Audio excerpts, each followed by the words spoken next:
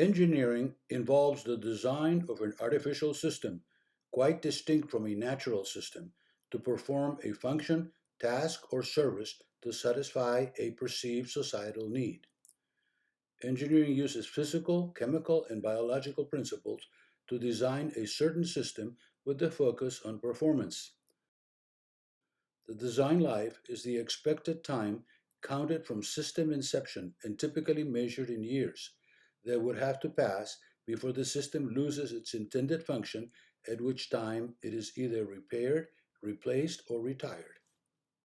Time engineering is defined here as the engineering which has the specific purpose of buying time from nature. Geologic time is nature's clock. Human time is but a small fraction of it. The Earth was formed about 4,600 billion years ago, yet the entire time span of human civilization is estimated at 10,000 years, amounting to barely 0.0002% of geologic time. The time frame of human existence, where a generation typically spans 25 years and a human life may last an average of 3 generations, is small compared to the time span of human civilization. The number of human generations in the recognized time span of human civilization is about 400. The ratio of time span of civilization to time span of an individual's life may be around half this amount, that is, 200.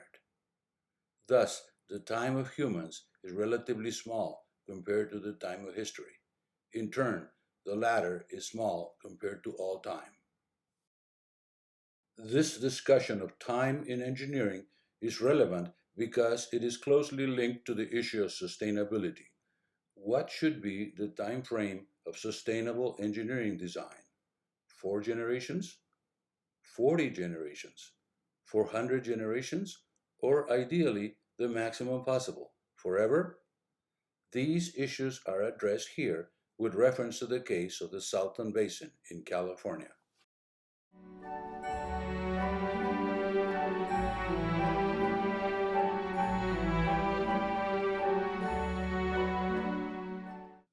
The concept of frequency-based design is well established. Projects are designed to perform their intended function for a certain number of years, after which some type of failure is to be expected. For instance, in hydraulic engineering, the return period of 100 years is normally regarded as a standard return period for average-sized regional projects. Lower return periods, 10 to 25 years, are usually considered for smaller projects, such as culverts, while higher return periods, 500 years, are applicable to larger projects such as bridges. In the case of dams, where failure may lead to loss of life, return periods up to 10,000 years, and sometimes even larger, have been considered. Uncertainties in the statistical analysis have led to the use of a deterministic estimate referred to as the probable maximum precipitation. Frequency-based design differs from time engineering in one important respect. Frequency-based design sets an arbitrary limit after which failure is to be expected on the basis of a statistical probabilistic analysis. On the other hand, time engineering ostensibly does not define the time to failure.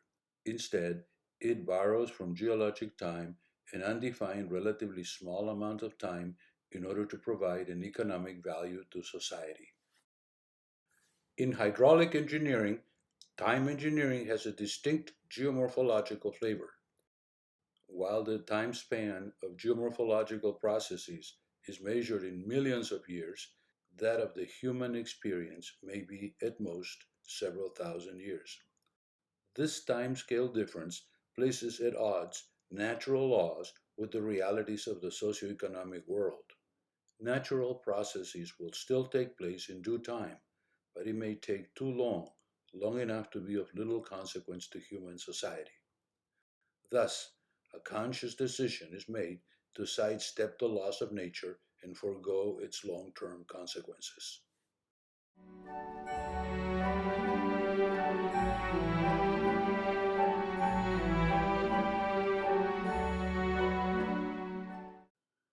A significant case study of time engineering is that of the Salton Basin, a geologic depression between two parallel faults located in southeastern California and lying partly below sea level. From a geomorphological perspective, the region is endorheic with no outlet to the sea. Millions of years ago, the entire Salton Basin used to be part of the Gulf of California, which reached northward a distance of about 150 miles, ending in the proximity of what is now the city of Indio in Riverside County. Given the location of the basin's southernmost extremity in Baja California, Mexico, immediately west of the mouth of the mighty Colorado River, a different destiny was surely in store for the region.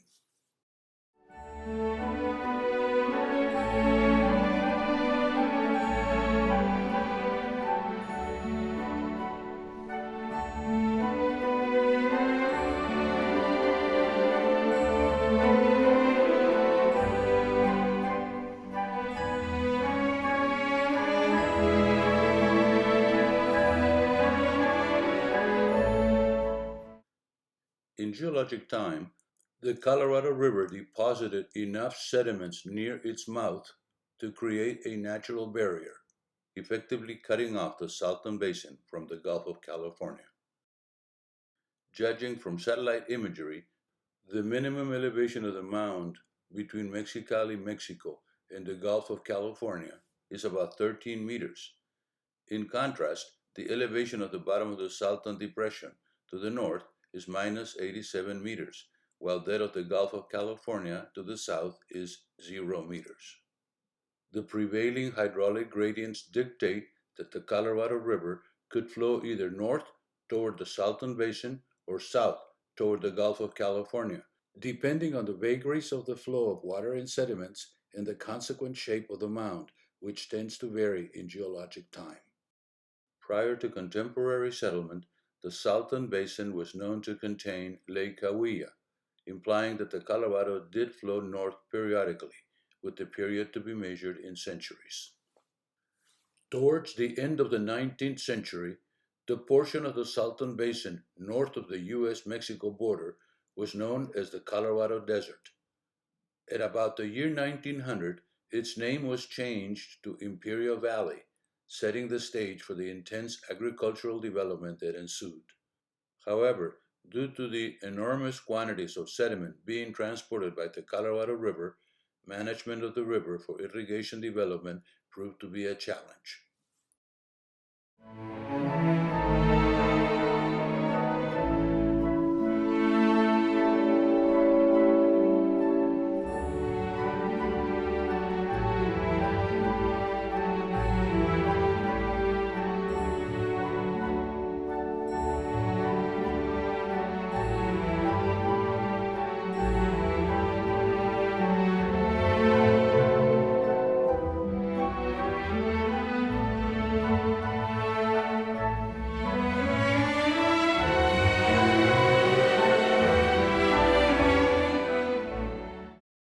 The success in harnessing the Colorado River contributed to the development of the Imperial and Mexicali valleys on each side of the U.S.-Mexico border, with the attendant economic benefits to society.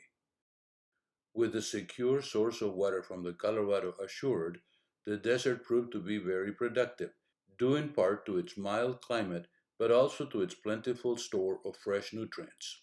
The downside, however, is that in arid lands, increased agricultural productivity generally results in increased salt waste.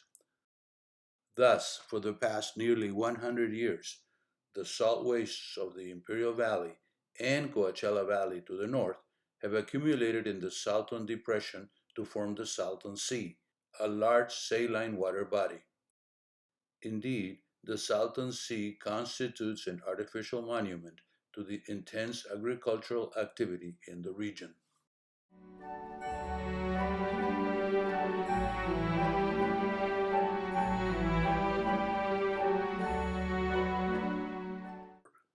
Will the Colorado River again attempt to flood the Salton Basin in the future?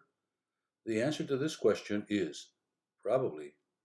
Much less certain is the time frame of the probable occurrence. In typical geomorphological fashion, the associated return period would be anybody's guess. In the meantime, life, in most of its manifestations, continues to thrive in the Salton Basin. A related question is the following.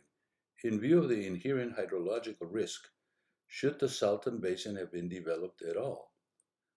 The answer has socioeconomic and political implications. Yes, as long as the risks are recognized and noted for the future. In practice, the chances are slim that we may get to experience the flood event.